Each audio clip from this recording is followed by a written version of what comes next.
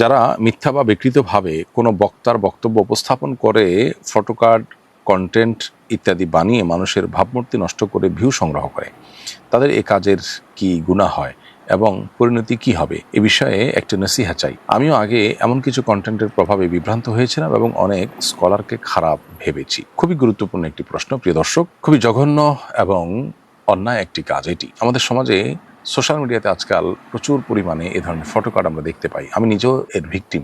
অনেককে দেখা যায় যে আমাদের ছবি দিয়ে আমাদের নামে এরকম মিথ্যা উক্তি তৈরি করে সেটাকে প্রচার করে অনলাইনে, যেই উক্তি আসলে আমাদের নয়, এবং উক্তিগুলোকে এমনভাবে তৈরি করা হয় যে মানুষ বিশ্বাস করে ফেলতে পারে সেটাকে, অর্থাৎ মানুষের কাছে বিশ্বাসযোগ্য করে বানোয়াট উক্তি, মিথ্যা উক্তি আমাদের নামে এবং অন্য আরও অনেকের নামে তৈরি করে সেটাকে অনলাইনে প্রসার করা হয়। অনেক সময় এগুলো ট্রল করার জন্য করা হয়, অনেক সময় তাকে ব্যক্তিকে হেয় করার জন্য করা হয়, ষড়যন্ত্রের অংশ হিসেবে, শত্রুর অংশ হিসেবে এটি করা হয়। যদি কোনো মুসলমান পরিচয়ধারী কেউ এটি করে থাকেন, তার জেনে রাখা উচিত এখানে বেশ কয়েকটি কবিরা গুনার সমাবেশ রয়েছে। একত্রে অনেকগুলো কবিরা গুনাহ হয়ে থাকে একটি কাজের মাধ্যমে। প্রথমত মিথ্যা অপবাদ হয়। একে তো মিথ্যা, এটা সবচেয়ে বড় কবিরা গুনাহগুলোর একটি। আবার মিথ্যার মধ্যে আবার আপনি শুধু মিথ্যা বলছেন তা নয়, তার মাধ্যমে আরেকজনের নামে মিথ্যাচার করার ফলে তার নামে আপনি অপবাদ দিচ্ছেন, তিনি যেটা বলেন না সেটা তার ব্যাপারে আপনি আরোপ করছেন, সেটি আরেকটি গুনাহের ব্যাপার। এর পাশাপাশি এর মাধ্যমে ওই লোকটাকে আপনি হেয় করছেন, অসম্মানিত করছেন, তুচ্ছ-তাচ্ছিল্য করছেন তাকে সমাজের মানুষের কাছে, সেটি একটি বিষয়। আবার ওই লোকটা সম্পর্কে সাধারণ মানুষের মনে বাজে চিন্তা প্রবেশ করাচ্ছেন আপনার এই জঘন্য কর্মের কারণে। আপনি ফটোকার্ডে বা তার উক্তি হিসাবে যেটাকে আপনি স্টাবলিশ করছেন, এর ফলে মানুষ ওই ব্যক্তি সম্পর্কে ভুল ধারণা পোষণ করে মানুষ গুনাহগার হবেন বা মানুষ ভুলের মধ্যে থাকবেন, বিভ্রান্তিতে পড়বেন। মানুষকে গোমরাহ করার, বিভ্রান্তিতে ফেলার যে গুনাহ, সেটাও আপনার হবে যদি আপনি মুসলিম হয়ে থাকেন।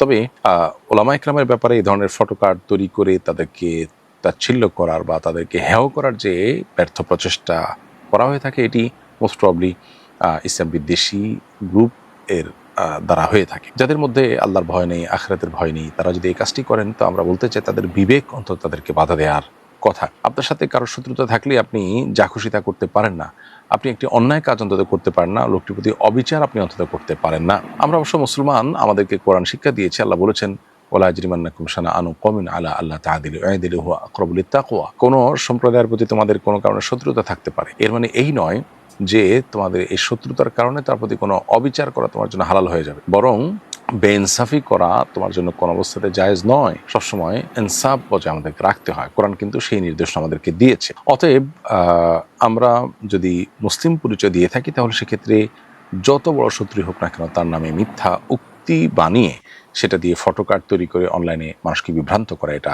নাজায়েজ এবং গুনাহের কথা। সর্বমনা মানুষকে বিভ্রান্ত করা, একজন মানুষের সম্মানহানি করা, তার ব্যাপারে মিথ্যা অপবাদ দেওয়া, অনেকগুলো কবিরা গুনার সমাহার এখানে একসাথে আছে। একটা মানুষের জাহান্নামে যাওয়ার জন্য আর বেশি কিছু প্রয়োজন নেই।